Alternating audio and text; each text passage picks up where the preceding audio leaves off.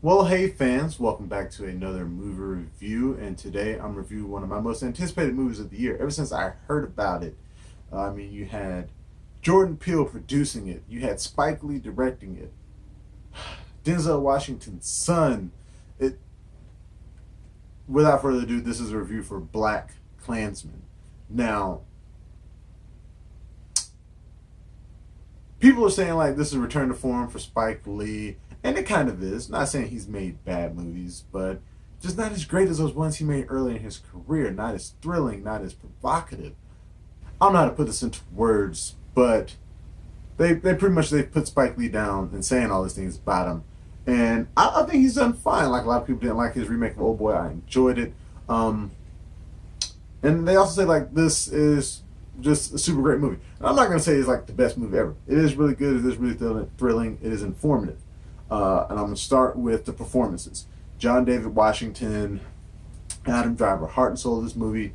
They're a team, a duo. It's great. Just seeing how they portray Ron Stallworth, head of KKK, is great. And seeing how this came along. And I know some of it is dramatized somewhat.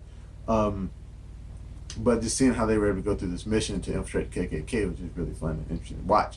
There are some moments in this movie that kind of drag. It never really kind of picks. I don't want to say it doesn't pick up. It picks up, but it doesn't like pick up like in a fast pace. You got to kind of hang in there and see where they're going. And I know some of the trailers kind of tout this as a comedy, and there are comedic moments, but it is really more of a drama than you would expect. Topher Grace as, what is his name?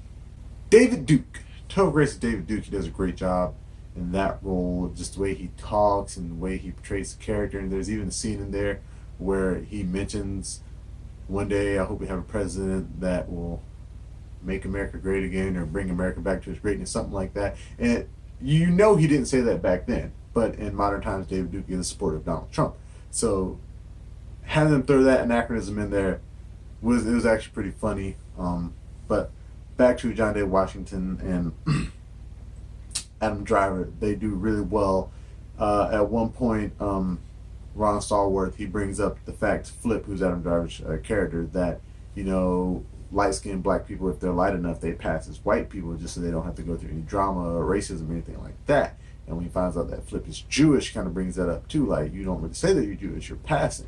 And Flip makes this comment about, well, he is Jewish, but he wasn't like raised in the synagogue, he wasn't raised in the tradition. He knows he's Jewish, but he's like, well, I guess I am passing. I really just haven't really thought about it that much. And he's like, this should make you angry. And as the film goes on, you can see he kind of starts to embrace it more, and it kind of does. He is a little more angered by how these KKK people speak of Jewish people and black people and just people in general. You can see how evil this organization really is. But Laura Harrier's character, she's like a girlfriend of Ron Stallworth. She can be in or out. I enjoyed her performance. It was fine, but it was nothing special. But this is definitely a monumentous film, and I hope the Academy shows us some love, at least in the writing category. I don't know if it'll get any Best Picture nods. And we still got a year to go to see. Oh, not a year. We still got a few months to go to see exactly what are the other films that'll be in that category are. But it definitely deserves some kind of Oscar love.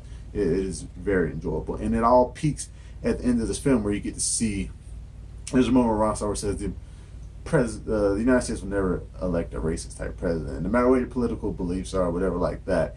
The movie, it shows clips at the end of the Charlottesville incident, and it speaks about that girl that died. And honestly, I almost cried. I mean, just bringing that up, it's just horrible people doing horrible things, and how you have a president who doesn't really like respond correctly to that situation like he should have. And just when you watch the whole movie and then watch those scenes, it kind of comes full circle. You're like, this cycle of hate is never going to end, and there are these people in the world we need to watch out. So I definitely recommend everybody of every race, creed, color, nation, whatever, to watch this movie. Now, is it amazing? No, but is it great and worth watching? Yes. And with that being said, I'm going to give BlacKkKlansman a decent 8.5 out of 10. And if you want to check out my quick mini review on Stardust, head over there. I got it posted there where I post my other TV and movie reviews. I will, of course, have this posted on the blog, flicksfrog.wordpress.com. You can watch it there as well.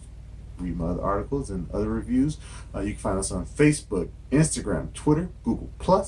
And if you want more movie reviews, TV reviews, articles, all of that, subscribe to the YouTube channel. Subscribe, like, comment, share, click the button below. Make it happen for me. Make it happen for you.